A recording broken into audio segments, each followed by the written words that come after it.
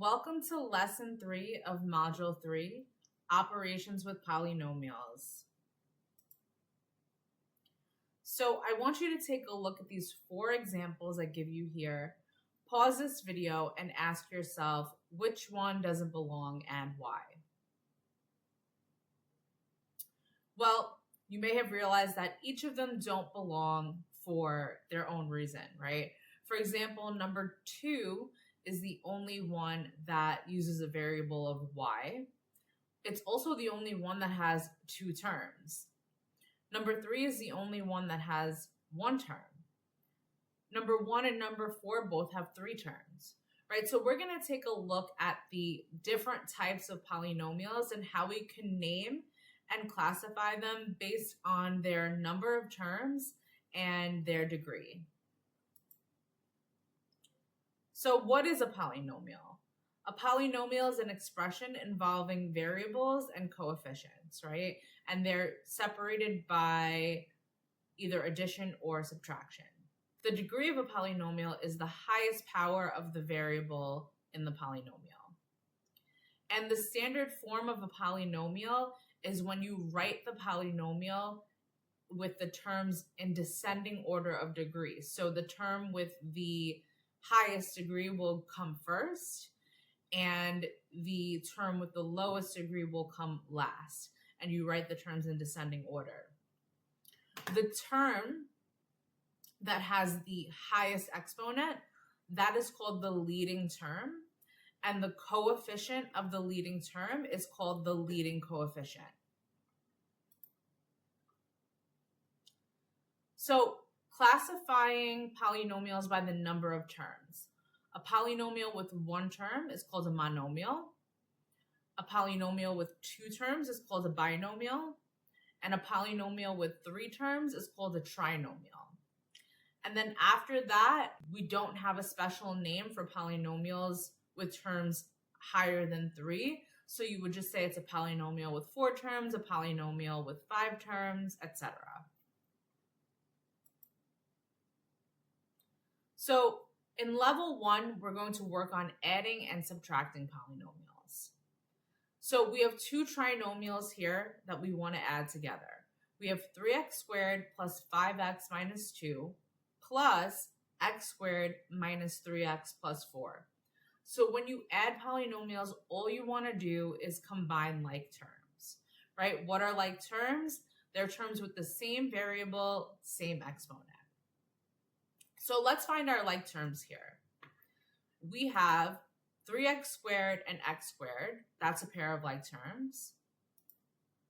5x and negative 3x are like terms. And then we have our constants, negative 2 and positive 4. So all we're going to do is combine those like terms. And when you do that, you get 4x squared plus 2x minus 2.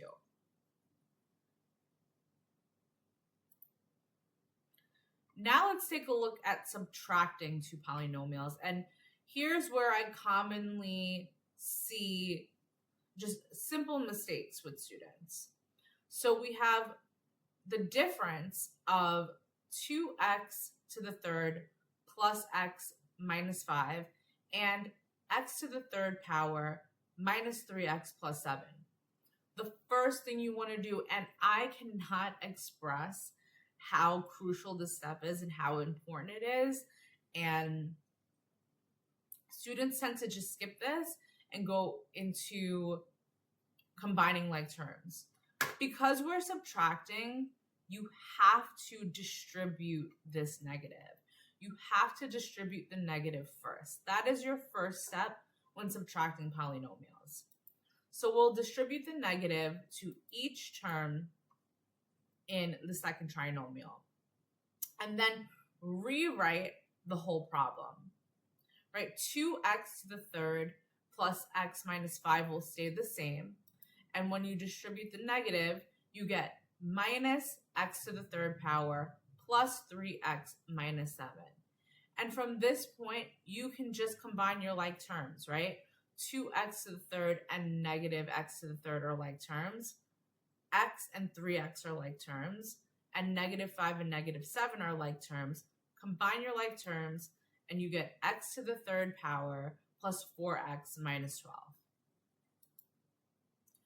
Please pause this video and work on the lesson 3 level 1 problems in the workbook.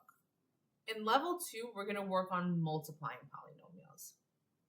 So let's start with these two binomials here, x plus 3 times x minus 2. Now there are two methods you can use. One is the distributive property, and the second one I'm going to show you right now, which is my favorite method, is the box method or using an area model. I did not learn this method in high school, and teaching it, I have grown to love it. It's my favorite method. I mean, you use whichever method works best for you. The method that works best for you is the best method, but just my personal opinion, this is my favorite method. So you draw your area model and you label the sides, right? So on top, I'm going to put x plus 3. Now, notice how I didn't just put 3, I put plus 3. I always bring the sign with me because that's super important when it's minus and you're dealing with a negative. If you forget the sign, you're going to end up with the wrong answer. And on the side, I'm going to label this x minus 2, negative 2, right? That's what I'm talking about. I bring the sign. So now we just take the area of each piece of the area model. X times x is x squared. X times positive 3 is positive 3x. Negative 2 times x is negative 2x. And negative 2 times positive 3 is negative 6. So now I just always rewrite everything that's in the box. X squared plus 3x minus 2x minus 6. And then you combine whatever like terms you have. So we have 3x and negative 2x. We're going to combine those. And we get x squared minus x minus 6. So that's the box method or using an area model. Now I'm going to show you a different method. So first let's talk about this expression here. The difference of 2x and 1 squared. I don't know why when students see an example like this and they're asked to simplify it or expand it, they don't realize that all they're doing is multiplying two binomials, right? The difference of 2x and 1 squared is 2x minus 1 times 2x minus 1.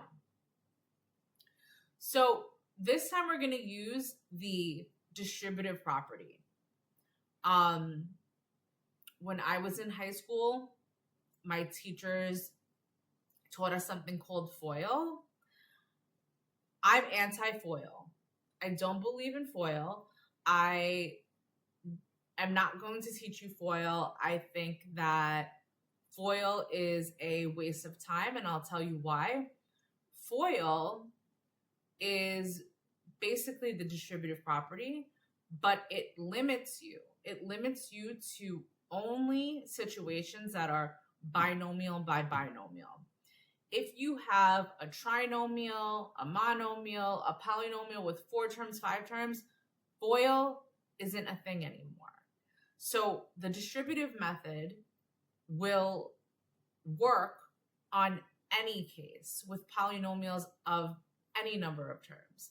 So nothing against your teachers if they taught you FOIL, just something I learned as a teacher is that FOIL is a waste. It's a waste of time to teach because it limits you to one specific case. The distributive property will work for all cases. So with the distributive property, we take the first term of the first polynomial and multiply it by each term in the second polynomial.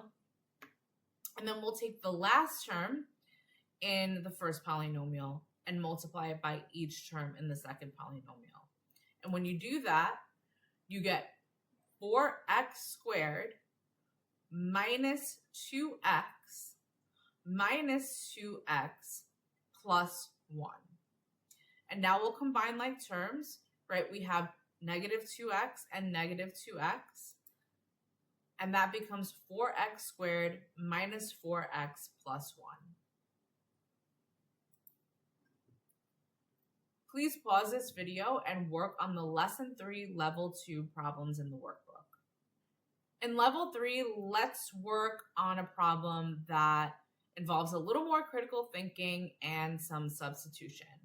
So let's take a look at this problem here. If c equals g minus 3f, then find the trinomial that represents c when f equals 2x squared plus 6x minus 5 and g equals 3x squared plus 4. So what we're going to do first is we're just going to take this trinomial and substitute it for f, and this binomial and substitute it for g, and we'll rewrite the entire equation. So we have c equals 3x squared plus 4 minus 3 times 2x squared plus 6x minus 5. Now we have to simplify. So what should we do first here?